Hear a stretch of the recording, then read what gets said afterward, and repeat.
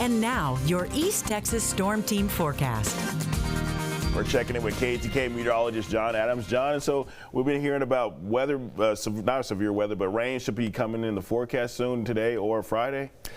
Today and Friday, there's a slim chance.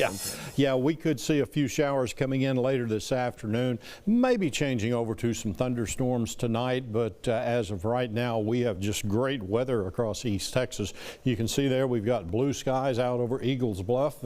Nobody's shaking the camera except the wind. That's why it's kind of moving back and forth, but there are plenty of people out there getting in a round of golf today. You see them teeing off right there. And as we check out the temperature, it is warm, 68 degrees. That's about as warm as we expect to be this time of the year, and we've got a few more hours to go this afternoon, so we'll be warming up and have an unseasonably warm day. Right now those winds out of the south at 14 miles per hour. Now here's what's going on across the state. As you can see, we've got clouds returning and the moisture levels increasing over the eastern part of Texas. We do have a front through the central portion of the state that will continue to make its way slowly eastward and could be bringing a few showers to East Texas later on. Now, as far as the frontal movement here getting into the early part of the afternoon, you can see it moves through the metroplex. At that point, as things begin to warm this afternoon, a few showers could be developing along that front, a possibility of some thunderstorms as well.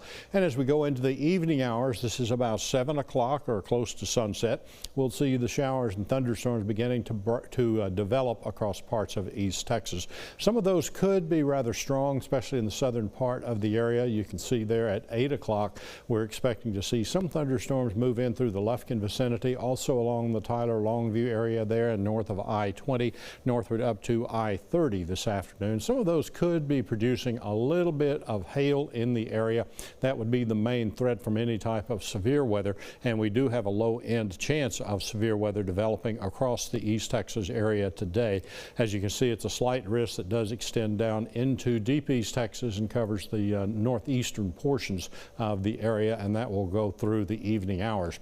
Right now our dew points are coming up into the 60s over deep East Texas and into the 50s, but increasing as you move across the northern portions of the area.